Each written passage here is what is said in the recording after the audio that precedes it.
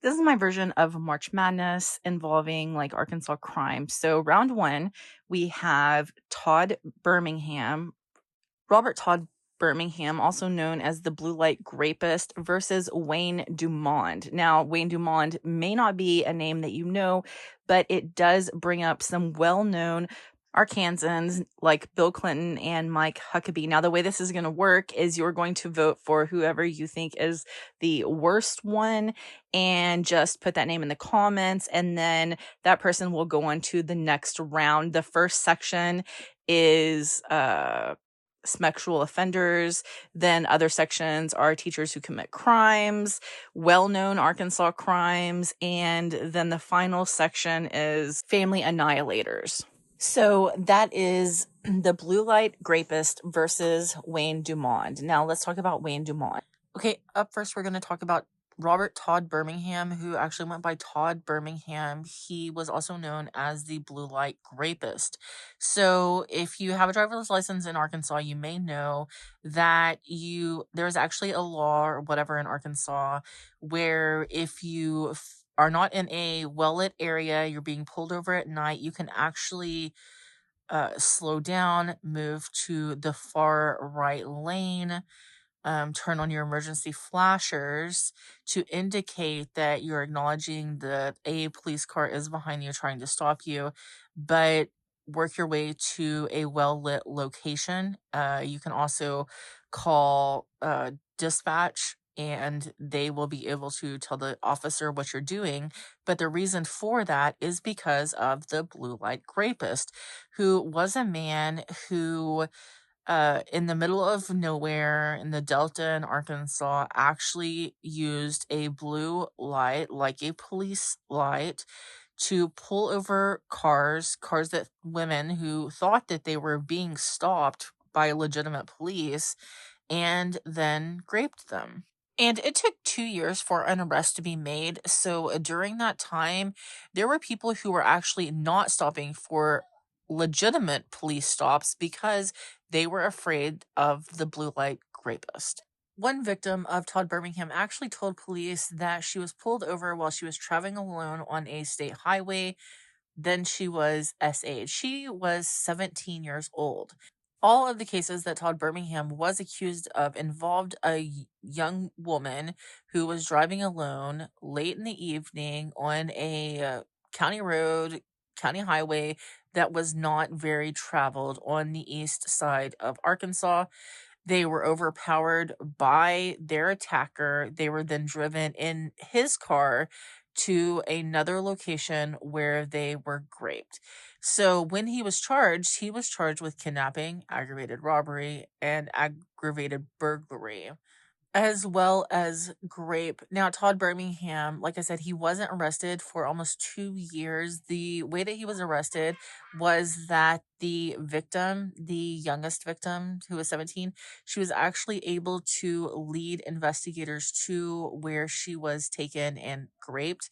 Todd Birmingham was actually gave a blood sample, and that was matched to a grape kit. And Wayne DuMond was actually a person who had a pretty significant criminal history, although only a small portion of it was Todd Birmingham was convicted. Wayne DuMond was a Vietnam veteran who actually told reporters at one point in time that he helped quote unquote lived out the rest slaughter of his life a village of Cambodians. So in 1972, Wayne DuMond was actually charged with murder in Lawton, Oklahoma. It was a murder where he had two accomplices. He used a 17-year-old girl to lure in a victim to a certain location, and then Wayne and the two other men beat this individual to death with a claw hammer.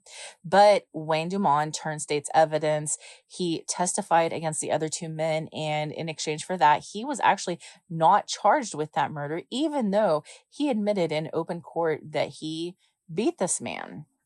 In 1973, he was charged with SAing a teenager in Washington. Now, with that SA charge, he actually got a 5-year deferred sentence and mandatory drug and alcohol counseling. during his 5-year probation. Then fast forward to 1976 in Arkansas, he was charged with rape of a woman in DeWitt. The woman, the state was filing the charges, like pressing the charges, but the woman decided that she wanted the charges dropped as long as Wayne DuMond agreed to go to counseling. So he did. The charges were dropped. In 1984, once again, Wayne was accused of raping a individual. It was a 17-year-old cheerleader at the time in Arkansas County. This cheerleader, I'm not going to use her name because she was a minor at the time, but she was actually a distant relative of Bill Clinton, who was the governor at the time. Now, like, something like third cousins, like, that's so distant that you barely know, probably don't actually know that you're related. Or maybe you do know you're related because you heard it through the grapevine, but you don't know how. It's something along those lines. So I saw a lot of things back and forth, like suggesting that Wayne DuMond was actually not responsible for the rape of the 17-year-old, but this 17-year-old actually picked him out of a lineup, of a live lineup, said that is the man, and could tell by his voice, which, if you've ever been a victim of SA, a lot of times, like, things like that will stick with you.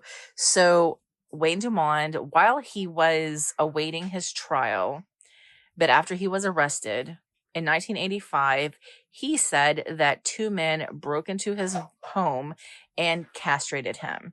Now, he was treated at the Elvis Presley Trauma Center in Memphis. From what I saw, it actually said that that Wayne DuMond's wife, asked the people at the trauma center if it was possible that his castration could have been self-inflicted. And they said that it's possible. They've seen other cases of self-mutilation in the past.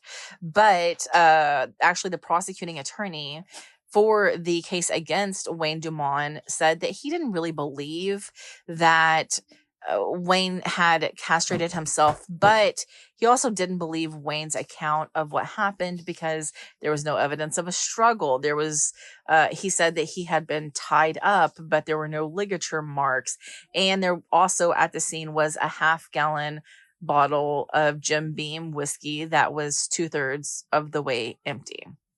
Wayne DuMond was sentenced to life plus 20 years in prison for that rape.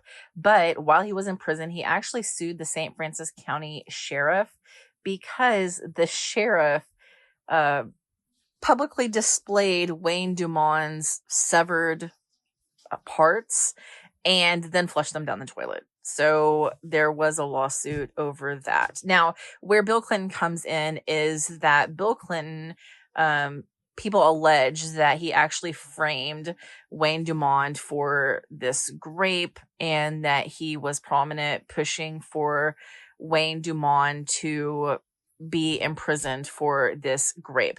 Now, you can say all of that, but you cannot deny the fact that Wayne DuMond had raped another individual. He had also murdered an individual before that. Like, he had a history of these kinds of crimes. I actually read that Bill Clinton recused himself from doing anything with the case. Wayne DuMond was trying to get clemency or a reduced sentence, but Bill Clinton, from what I read, said that he couldn't do anything with the case, so he recused himself because of his relation to the victim of the case. Now, when Bill Clinton was running for president, there was a man named Jim Guy Tucker who served as the governor. Now, Jim Guy Tucker reduced Wayne DuMond's sentence to 39.5 years, which made Mr. DuMond eligible for parole. Now, he wasn't actually paroled until Mike Huckabee was the governor, and Mike Huckabee fought hard to get Wayne DuMond paroled because Wayne DuMond was a changed man and he was religious. He found that jailhouse religion like so many people do. So Wayne DuMond was eventually paroled. He moved to Missouri, where he married a woman that came to see him with a group of other individuals as part of a prison ministry while he was in prison in Arkansas. But Wayne DuMond actually was accused of 2 more grapes in Missouri. One of those grapes he was sentenced to prison in Missouri for, and he died in a Missouri prison in, I think, 2005.